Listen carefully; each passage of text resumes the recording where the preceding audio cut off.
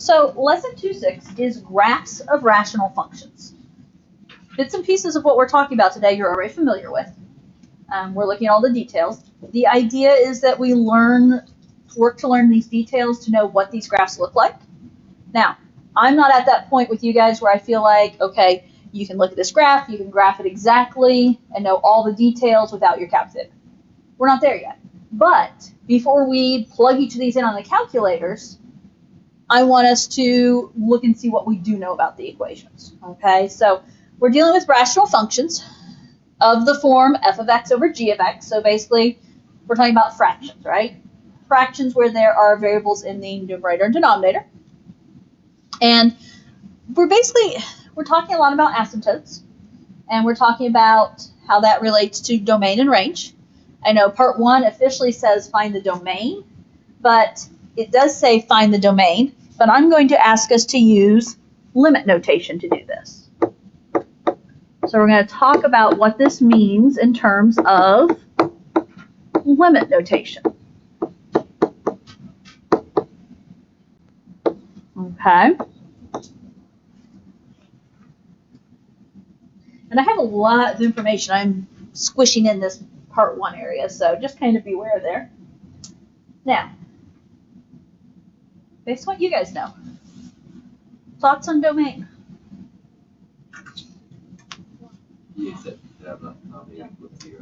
Okay, my denominator can't equal 0, right? So we have to set the denominator equal to 0 to figure out what the issue is there. So if I set x minus 2 equal to 0, we're going to find out that x cannot equal 2, right? What is there at 2? Yeah. What kind of asymptote? Right? Remember, you set your denominator equal to 0 to find your vertical asymptote. So that's one thing you need to be able to identify today, is that there's a vertical asymptote at 2. My graph does not exist at 2. There's that vertical asymptote. Now, while we're here, before we look at drawing the graph, what about horizontal asymptote? Do you remember your rules for horizontal? What? I remember. Because there's one that's like there's no force x equals y equals 0. So if there's a power function, the the bigger greater power- power is on the bottom, then y equals 0. And if they're the same, if they're the same, y equals 1. Well, it equals whatever No. the coefficients. So like if the top Simplify if the top power was 3 and the bottom power was 1. Hey, you're watching us struggle. No, but Are we on the right track? I'm watching you guys reason it out. The top power is 3, the bottom is 1, then there's none. There's none. Okay, so The power is higher. okay, so let me summarize. Yes, in your minds, I was watching you guys struggle. Yeah. In my mind, I was watching you guys reason it out and trying to remember it to, like working together. That's what I saw. Sorry. Yes, I guess I was watching you guys struggle. I was Sorry. struggling. I always totally love it. Okay, so, this will be helpful to remember today. So, horizontal asymptotes. When the bigger power is in the denominator, like this one, y equals 0. And I have more I'm going to write in here later, but just putting that down in writing so I don't forget. Horizontal is 0. If the powers are in the same top and bottom, so if the highest power is the same, then it's the coefficient, so the numbers in front of those matching powers. If the bigger power is on top, it's no horizontal asymptotes. Technically, there's a slant asymptote, but we're not dealing with that today. Now, these rules were back in lesson 1.2, I believe. That's when we talked about asymptotes and domain and range and a lot of that stuff, okay? Now, let's go ahead and look at the graph. I'm going to kind of sketch my graph right here. Nothing fancy. And over to the right, I am going to do some limits here in a moment. So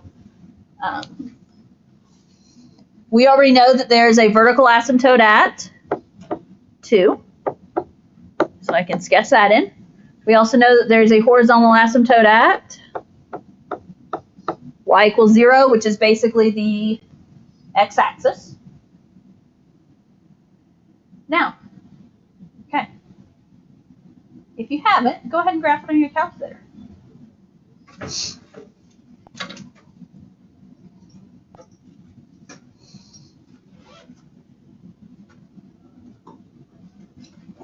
Well, you know, taking my parent. Huh? She almost went out to get something out of my bag, and she was like, "Oh my gosh, it has so much in here." I said, I was "Yeah, like, it's you like have a a Mary tiny Poppins bag and there's so much. Like, Oh. there's so much. I grabbed this one and was like, oh, I can grab one. Yeah, that's not going to help you with graphing. Okay, now, the asymptotes aren't showing up on your graph, are they?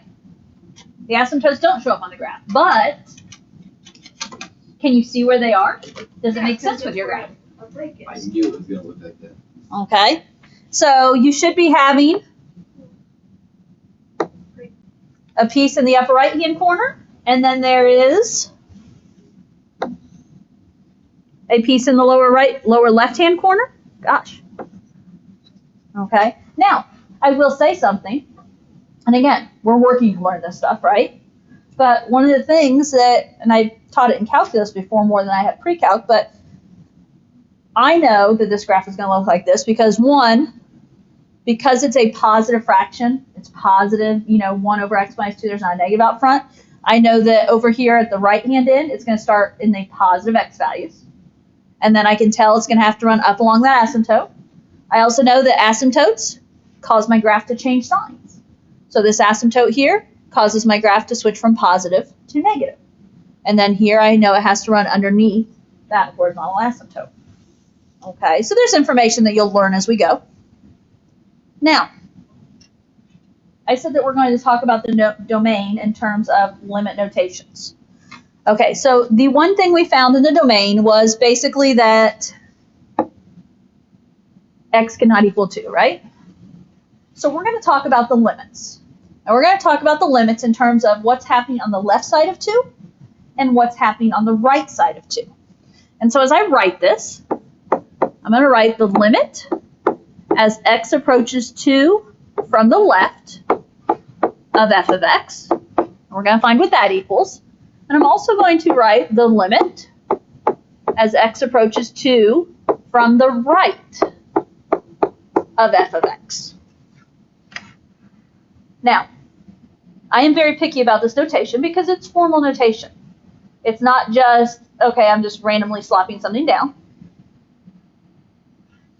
Now, in the first one, notice it's the limit as x approaches 2, and then I put a negative sign after it. That negative sign after it is saying, as I approach 2 from the left, which officially I should say, as I approach 2 from the negative direction. But it's easier to say left. So it would be negative infinity? I don't know, I haven't gotten there yet. No. Okay, do you guys agree with Jocelyn over there? As x approaches 2 from the left. So where are we following? That side. We're starting right here. As we approach 2 from the left, where's my graph going? Negative infinity. It's going down, and down in terms of math is negative infinity. Sorry, I didn't mean to. That's all right. My brain was just connecting it, and I was like, whoa. Are we okay with that answer? Yep. Okay, so now over here, this one is the limit as x approaches 2. The positive after the number means from the positive side, so from the right. So as I trace my graph from the right as we approach 2, where's it going? I honestly think this one. Up to positive infinity. This one is kind of easier to understand than the other one when we were doing limit notation. Okay, so, and I'll give you kind of some clues here, or some, notes in that this one, we used negative infinity because it represented down. Over here, we used positive infinity because it represented up.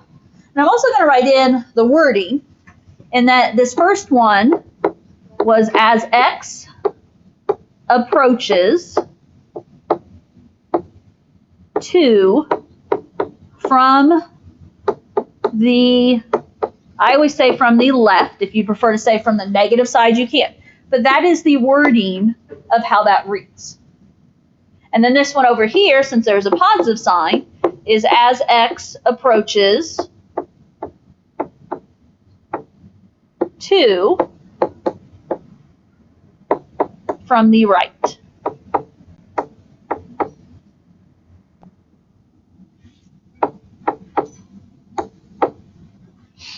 Okay?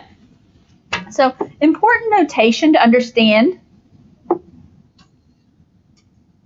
as we talk about limits. Okay? So, it's the limit as x approaches some x value of the function, which in this case we just wrote f of x, and it equals negative infinity or infinity, and those negative infinity and infinity values represent what?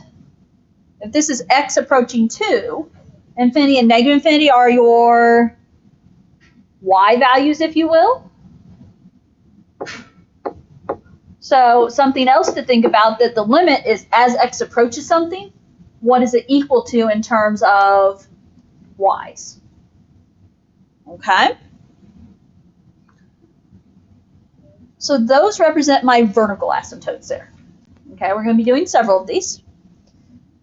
Now, I kind of left a gap over here. I don't know if you guys did or not. But while we're here, I also want to talk about horizontal asymptotes. Okay?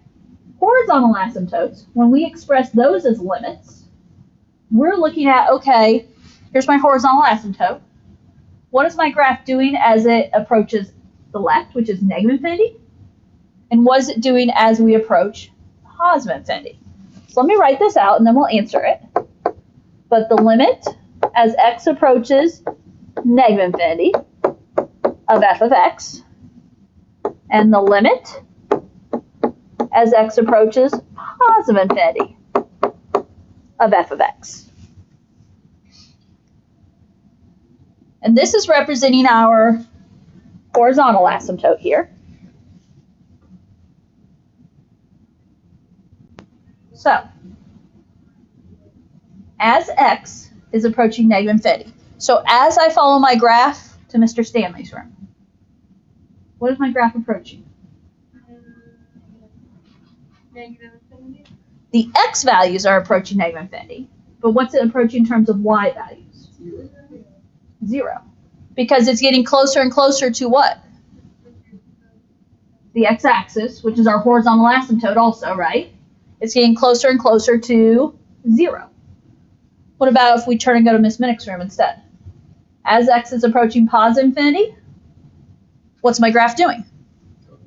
It's getting closer and closer to 0 just from above, right? So what do both of these limits equal? 0. And I actually am going to say the one limit equals the other limit, which equals 0. Okay? Those are your horizontal limits. Okay, those are the limits we use when we have horizontal asymptotes. With a horizontal asymptote, when you write those limits, it will always be as x approaches negative infinity and positive infinity, and it will always equal your horizontal asymptote value. Okay? Every time. But there is none. When we have a horizontal asymptote, it will always equal those values. If there's not a horizontal asymptote, they'll probably equal positive or negative infinity because your graph will probably be going up or down, if that makes sense. No, that makes sense. Yeah, because as your graph goes off to infinity, it's either going up or down, or it's following a horizontal asymptote. Those are kind of your three options. So, okay, did I get everything I wanted to get on here? My paper's full. I know. This is one of these when I get around to reformatting these notes, which I hope to do next year. This is one of those pages I tend to. I need to change the setup. So For the horizontal one, the x2 approaching negative infinity is coming from which direction? So like it's the bottom one going that way. So as x approaches negative infinity, so that means as I go farther negative in my x values. So as we go left on our graph. Does that answer the question there? Yeah. Okay.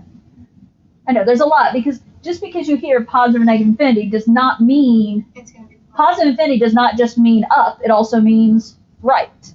It depends. Are we talking x's or y's? So same thing with negative infinity.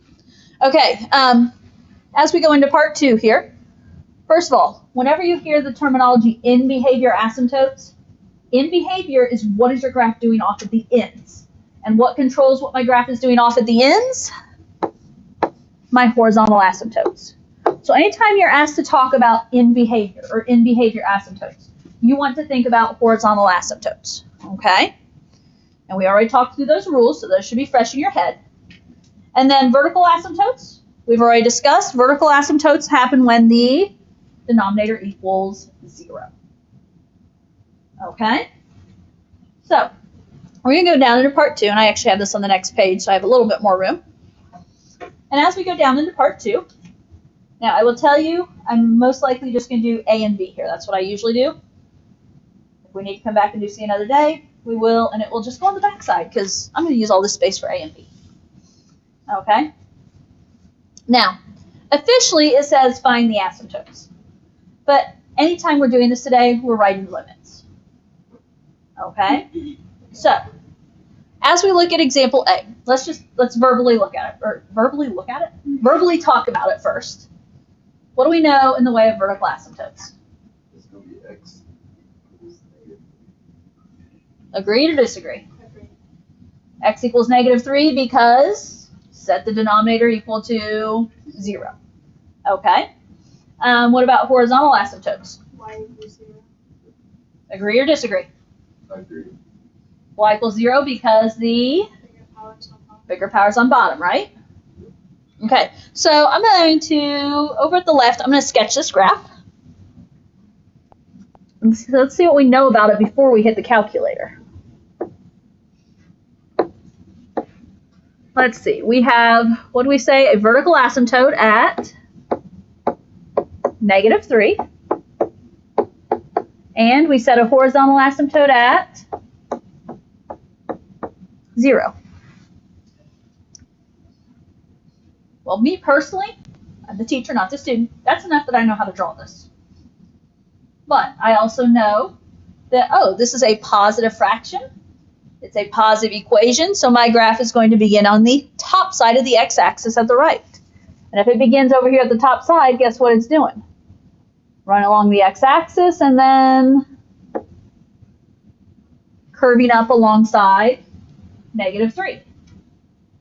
At -3, it's a vertical asymptote, so we're going to flip, and now we'll be down here. Okay? I don't know if you guys remember this graph. Remember, so now I'm going to reference lesson 1.3. Remember our reciprocal function? This is our reciprocal function, so it's the one above. Wait, so at -3, There's a vertical asymptote at -3. I don't see. Oh, okay, now I see it. It's the way that the colors are blending together for me. I don't have Okay. my glasses on either, so it's probably my fault. Okay, that's, I'm like, I drew it on the wrong side the first time. Yeah. Do you kind of understand what I'm saying when like the lines? I'm just like, what? I don't know how to explain because I don't know what you're. It's definitely me. Okay. There's the two vertical lines. Well, and then it does become which is the y-axis, which is the asymptote. And that's why it makes me, yeah. Which my asymptote is the dotted line. Yes, and see, that's what But- I had to find. But I also saw like the dots kind of at the bottom. Yeah. So I was like, what's going on? Okay. So with this graph, okay, it said find the asymptotes. We're going to talk in limit notation. So first thing we had was the vertical asymptote, right? And my vertical asymptote was x equals -3. So when I do my limits for a vertical asymptote, I want to know what happens on the left of -3 and on the right of -3. So the two limits I'm going to write. The limit as x approaches -3 from the left of f of x.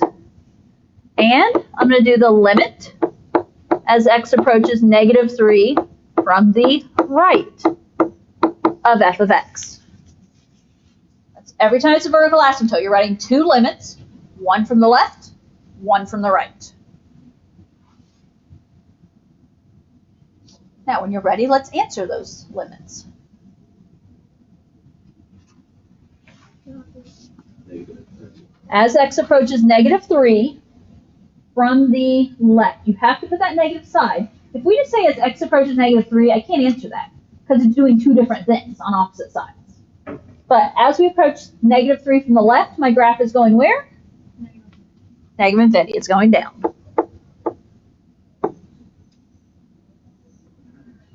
What about as I approach -3 from the right? It's going up. And so that is positive infinity. Catching on to the limit notation a little bit there? This one's definitely easier. I'm trying to get one that's cut and dry here, because this is what you're going to be doing in several homework problems. So, now, that was my vertical asymptote. We also had a horizontal asymptote. What was my horizontal asymptote? Y equals 0. So if you recall from up above, my horizontal limits are always the same limit. It's the answer that changes here. So my horizontal limits are going to say the limit as x approaches negative infinity, and then we'll also do positive infinity. Okay, so the limit as x approaches negative infinity of f of x, so that's stating the function, and the limit as x approaches positive infinity of f of x. Oops. Question or answer? Question. Okay. Do we need to write the down as x approaches 3 for much? Like we did up top. You No. would do like, The words? yeah. No, I just wrote the words up top so you'd have at least one as you look back. Okay. Like that's how you read it out loud. Like this is what it is in symbols, but up top I wrote as x approaches something from the left so you'd understand what the wording is. Because sometimes that's, you know, I can write something in symbols, but if you don't understand how the wording goes with it. Yeah. Okay. What do my horizontal limits equal? 0. 0. As my graph is going to negative infinity, so as my graph goes left, as x goes left, I'm getting closer and closer to 0 from below. As my graph goes towards positive infinity, so as it goes to right, it's approaching 0 from above. So you will often see the limits equal each other and then equal 0. Okay? When you are asked to write your asymptotes today, or I can't remember how the directions read, but this is what I'm asking you to do. Is I'm asking you to use limits to analyze them, okay? Okay, so Every vertical asymptote you have, you're going to have a limit. 2 limits. Oh. Every horizontal asymptote you have, you're going to have 2. 2 limits. I'm still a bit confused on the horizontal limitations. Okay. Like, so why doesn't the negative infinity have one? Or is the negative infinity the limit of? They both equal 0 is what it is. Okay. So I was trying to be, I don't know, fancy, shortcutting, Yeah. and basically say that since they both equal 0, they equal each other and equal 0. So I kind of wrote like a 3-piece equation there, if you will. Does that make sense?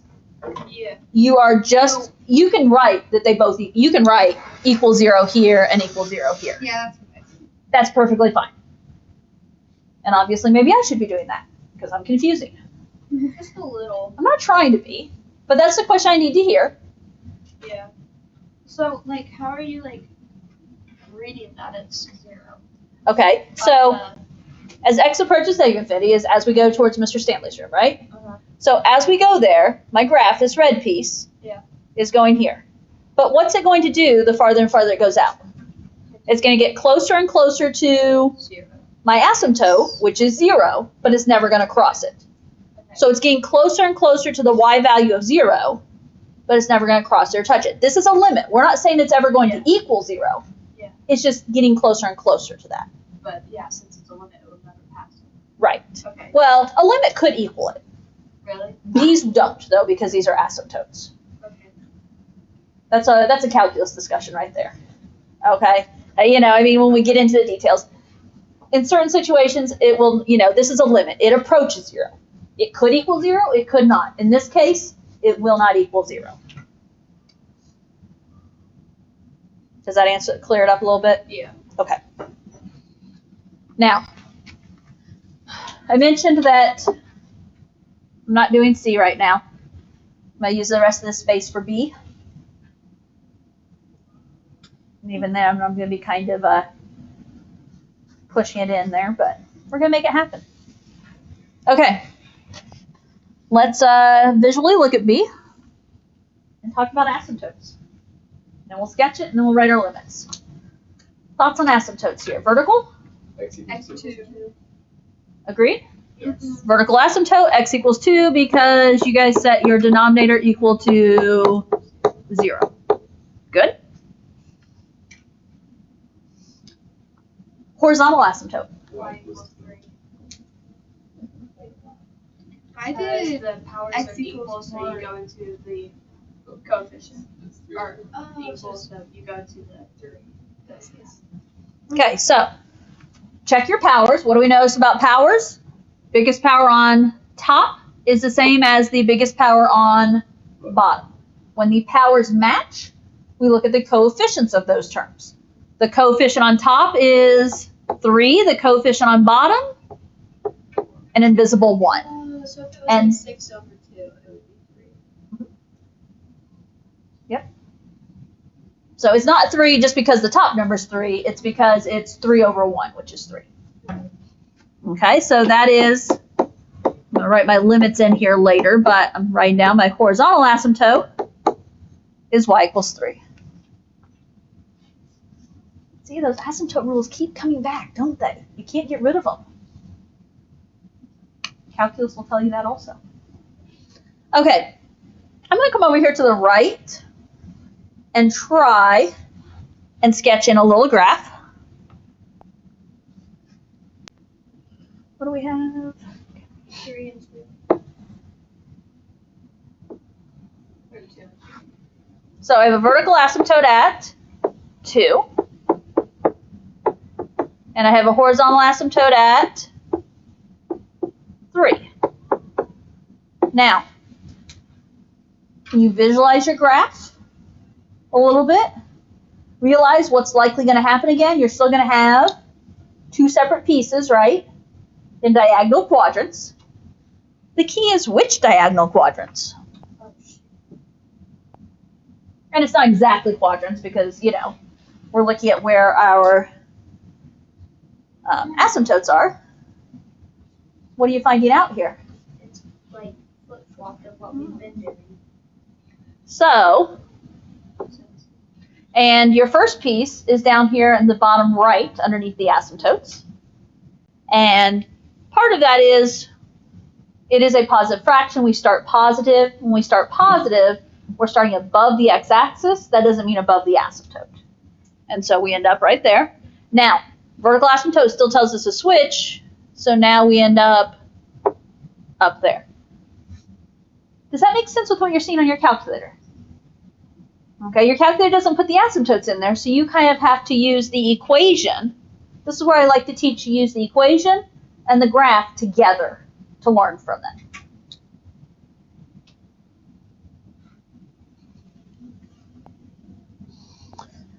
Shall we write down our limits? Okay, so for vertical asymptotes, my vertical asymptote is x equals 2. What are the 2 limits I'm writing? 2 and -2. The limit as x approaches 2 and then X approaches. from the left, And then from the right. and the limit as x approaches 2 from the right.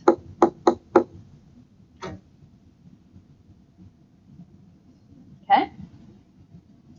As x approaches 2 from the left, where's my graph going? Positive. Or from the left, it's positive. From the left, it's going up, so that is a positive infinity.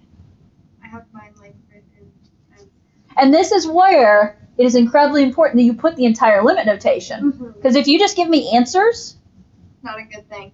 I'm going to count Jocelyn wrong because she's putting her answers in the opposite order. X just going to 2. Yeah. Where really it's just a matter of she wrote hers in the opposite order. But I don't know that When I'm not putting. if you don't put the limits in there. Okay, part of the reason I'm so nitpicky about limit notation. But it's just also something we have to learn. Okay, and the limit as x approaches 2 from the right? Negative. Negative infinity. And I ran out of room to write mine there, but There we go. I made it work. Okay, horizontal asymptotes. What are always the two limits I write here? The x equal, or plus, as x approaches infinity, with as x approaches negative. Okay, so the limit Am I saying that right? as x approaches negative infinity of f of x, Oh, that's x. Okay. and the limit as x approaches positive infinity of f of x.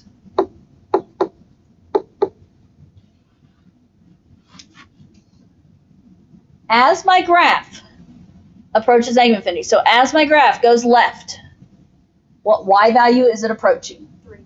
3 from above, which the answer is 3. As x approaches positive infinity, as my graph goes to the right, what y value am I approaching? 3. 3 from below, but it's still 3. Now, to clear up some confusion, I wrote this as two separate limits. Okay? I could have just as easily said the first limit equals the second limit, which equals 3. But the point is that they both equal 3, and they will always equal the same thing if we're basing it off of a horizontal asymptote. Okay? There's only time I don't whenever there is a horizontal asymptote. Right. That's- Yeah. Okay. On the bottom, my plan is for us to look at number 2. Okay, we're just looking at the 1, and then I'm going to send you home to do homework, and we'll talk about questions tomorrow. Okay? So before I go to my next screen, though, actually, you know what? I can go to my next screen. It's right here. I have the same thing at the top.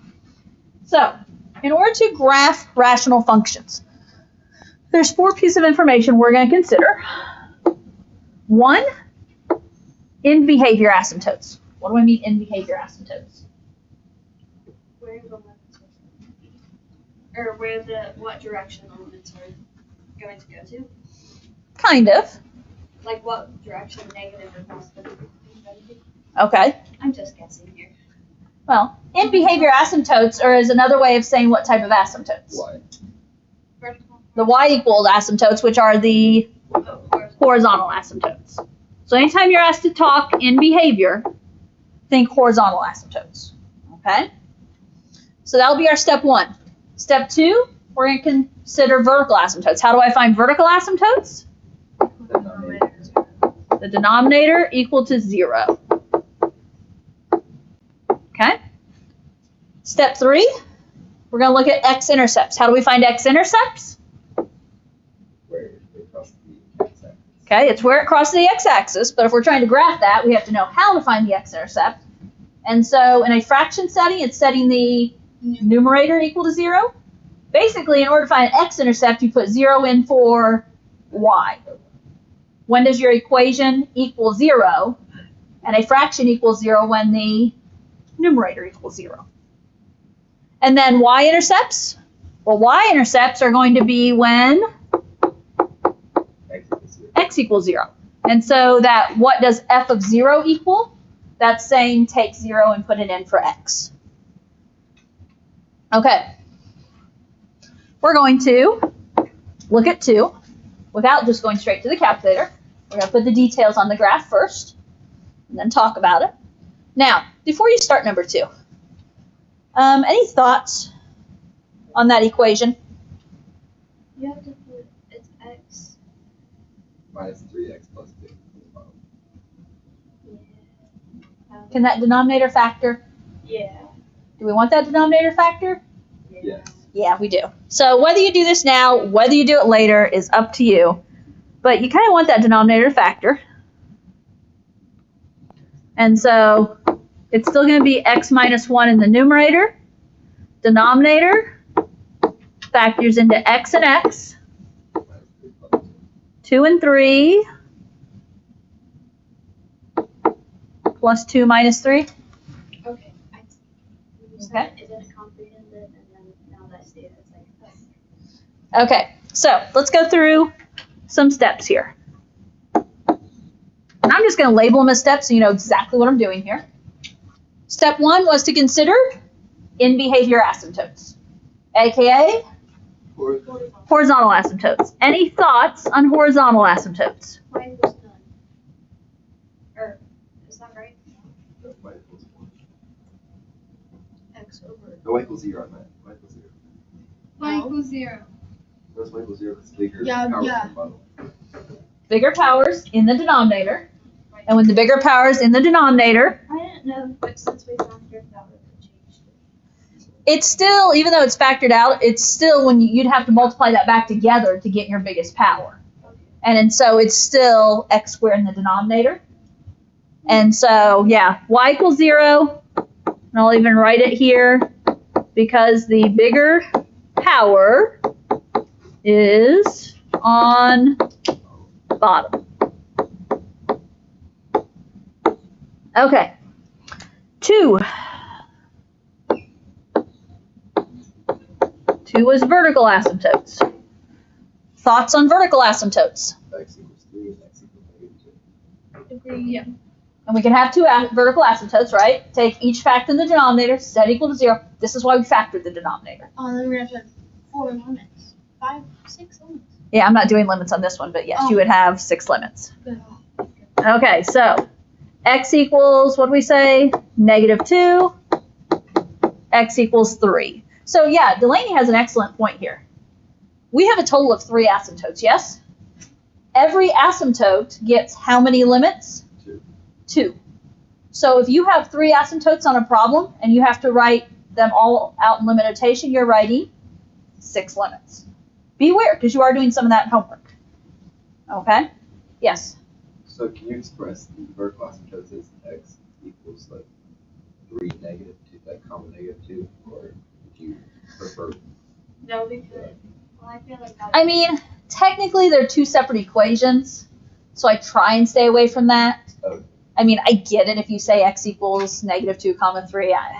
That's why on the test, on my homework, I did like plus or minus all the PRRs without putting them in front of all of them because I knew, but on the test I was like, you might got me wrong, so I'm gonna do it. Yeah, I would have had to really think hard about that one. Yeah. Okay, number 3, x-intercepts. X-intercepts happen when y is 0. Y being 0 means make your equation equal to 0. And when does a fraction equal 0? Or X then equals 1. numerator equals 0, which is x minus 1 equals 0, so x equals 1. So that would be an x-intercept if you would, or if you want to, of 1, 0. And the final piece we're going to look at for the moment is the y-intercept. In order to get a y-intercept, put 0 in for x. 0 minus 1. 0. It'd be Plus 2. 0 Negative minus 3. 1. 1 6. Negative 1 6. But if you, don't you have to like switch them so they're not negative? Or is that not a thing? That would be positive 1/6. Our answer is going to be positive 1/6. Because you have negative on top. Because there's and negative Because on negative divided by negative. Now, I don't know which way, I think you guys were looking to different places, so it doesn't matter. You can go back to the original equation or the factory equation to put 0 in. Personally, it's kind of weird, but it's easier in my brain to say, okay, that's 0, that's 0, that's 0. So then I end up with -1 over -6, which is 1/6. Or in other words, it'd be the ordered pair 0, 1/6. Now, if you put it in the factored one, did you get there eventually? I know there's some hesitation. 0 minus 1 is -1. Yeah, negative. And then on the bottom, you'd end up with 2 times -3, which is -6. -1 divided by -6 is positive 1/6. Okay. Ready? Chinese kids. Okay. Horizontal asymptote, y equals 0. Well, that's me just trying to put a dotted line on top of my x-axis, right? Yes. Vertical asymptotes. X is 2. -2.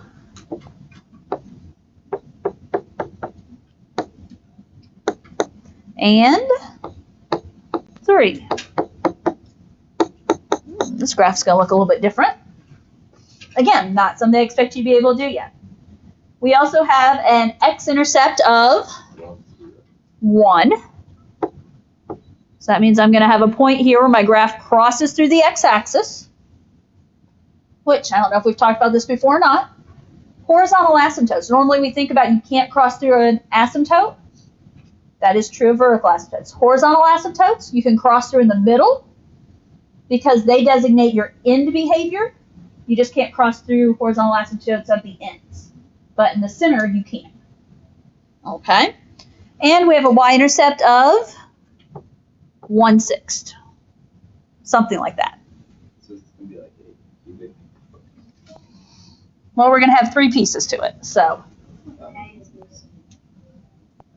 okay.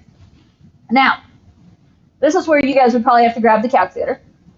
But what I'm going to talk you through is, okay, first of all, my original fraction was positive. Both positive coefficients in the front and everything. So I know I'm going to start here on the positive side of the x-axis. And as I do that, you can probably guess what's going to happen. I'm going to go and, oh, I see a vertical asymptote. What's my graph doing? Going up. Then, vertical asymptote. Just a single vertical asymptote, we switch signs. So I am positive right here. So now my graph's going to be negative. Now, before I get to my next asymptote, I have a couple of points here. Those are intercepts. What do I have to do? Cross through. I have to cross through them. So guess what I'm going to do here? I'm going to cross through one, cross through the other, and go up. So if you're referring to that part being cubic, yes. That's what I was talking about. But I didn't want to get into that right there. Okay. And then, oh, vertical asymptote, change sign. So now it's down below. Uh-oh, what just happened? My graph? My pen's not working. Where's the fly? Seriously. Okay, there's supposed to be a piece right here. Oh, there it goes. Whew. And there's your final part. If a fly lands on it, it won't work. Right. I can't write at the same time a fly is writing on my board. I don't know. Maybe I was touching it. Okay, homework. Attempt the homework. Okay? We'll talk about it tomorrow. Got it? I almost put your calculator in my desk because it looks like one. Page 220. 2 through 10, evens. 11 through 18, all. And 20 through 30, evens. Have good nights, and I will see you guys tomorrow. 2 through 10, 11 through 18, all.